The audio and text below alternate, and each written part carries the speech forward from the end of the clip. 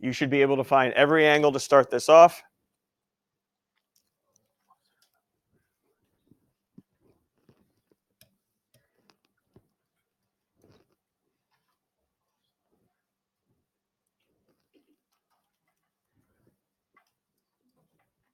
What was that, 13?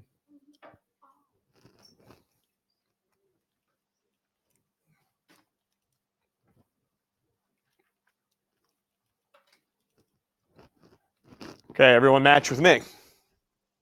We're all good. Here's where some of you may be starting to think, do not write this down. I'm going to write something down that is absolutely incorrect, and I want to know why it's incorrect. Here's my thinking. Hey, let's use law of sines. X, it's across from 56, so sine of 56. I now have 300, which is across from 13. 100% incorrect. Why? I just used law of sines. Side over the angle, side over the angle. What's up, Justin?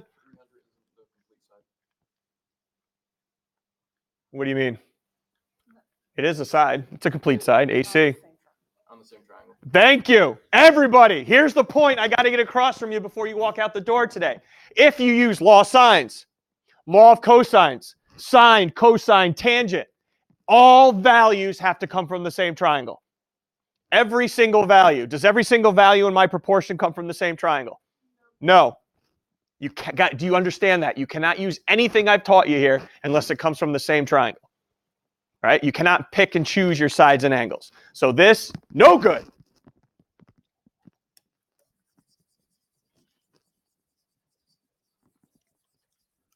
Meaning, darn it, I found the angles for you, and I still can't find that side.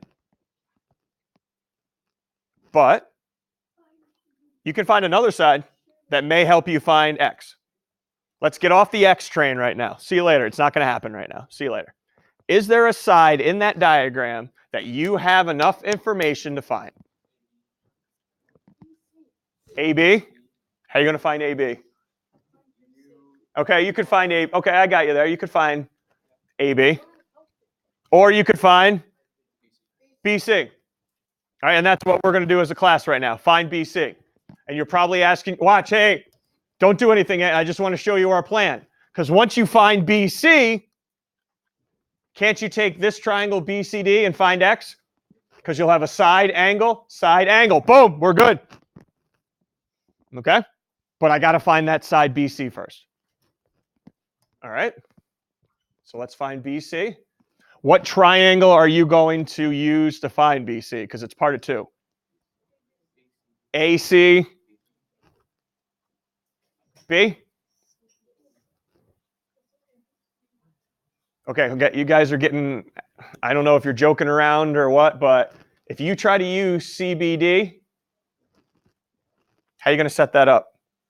What are you going to say? Y over 90 equals X over 56 and have 2 variables?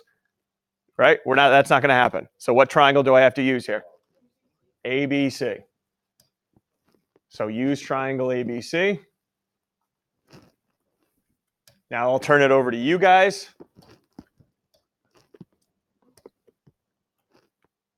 I'm not going to turn it over, of course. Here you go. Give me a side, 300 over, what's the angle across? Sine of 13. Use values from the same triangle, please. And then what other side do I need here? Y, BC over sine of 43. Yep. So let's find side Y. Cross multiply.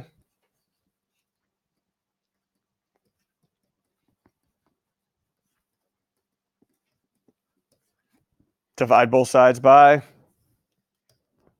sine of 13. What are you guys not doing here? Thank you. We are not rounding this. This is not my final answer. I have to still use this.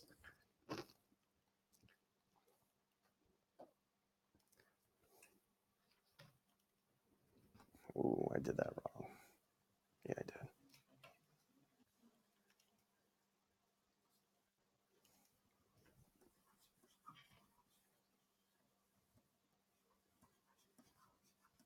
This is what I'm getting for Y. Not rounded at all. Okay. Now let's do that to find x. Use it to find x. Now what triangle can I work in? Yeah, I can only use a triangle that involves y because that's why I found it. So I'm going to use this triangle right here.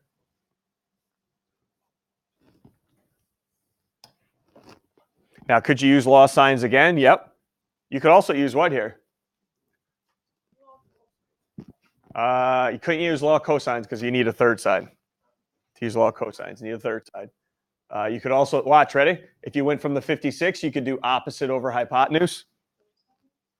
You could use sine. You could go from the 34 and say adjacent hypotenuse, cosine. All right, not law of cosines, though. I'm assuming you guys just want to stick with law of sines because that's where we've been. All right, using values only from triangle BCD, I could say x over sine of 56 equals that 909, and we can simply just whoop and put that what over? Yep, sine of 90. Remember, you can use law of sines in any type of triangle. Hopefully you didn't erase that 909.52 from your calculator because you can cut and paste it or just multiply it by the sine of 56. And what do we go? Nearest tenth here? Directions, nearest tenth of a foot. Yep.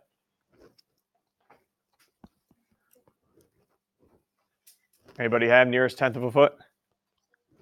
754.0 feet. Be prepared. You're not going to be able to find your side tonight. Be prepared. You're going to have to find another side that'll lead you to the final side we're looking for. All right, next one is just a word problem. It does not have a diagram, so I'll easily give you one now. That's the diagram for number 2, instead of you guys trying to force your way through it. A little angle of elevation. Even though I think most of you could get that down.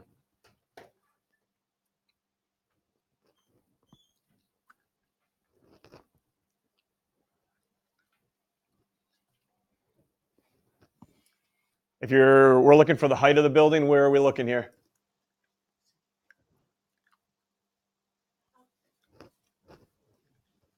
Good word. Altitude. Yep. Vertical line there. Yep. That's what we're looking for. Probably be a good idea to start this how. Okay, because you're not going to be able to find x right away. Fill in all your angles. Yep. Let's try to fill in all our angles.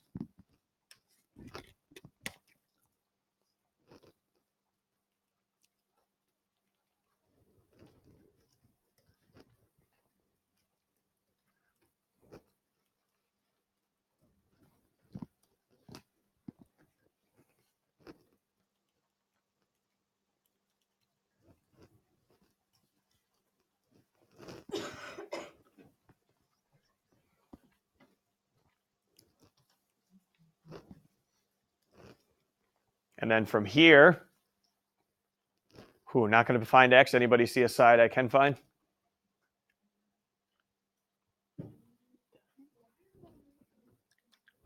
The side that cuts it into 2 triangles. Yep. Okay. And that's that's where we're going to be usually. All right. So I'll call that y again.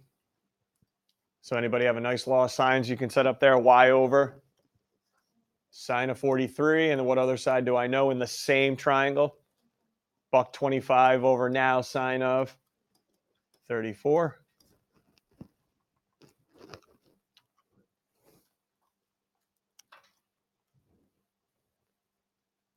Oops, sine of 43 divided by 125. Oops, sorry, divided by sine of 34.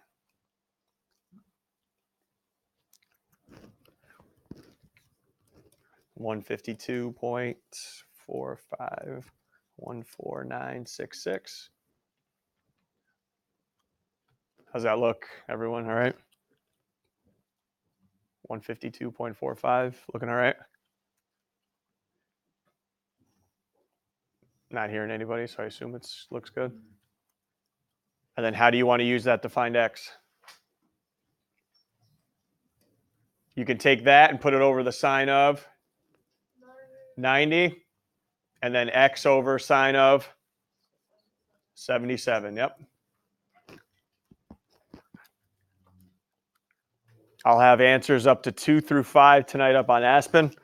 All right, but tonight you got the review problems and 2 through 5, finishing this one and then 3, 4, 5. Get ready to grind tomorrow. Getting ready for this test. Nearest foot, 149.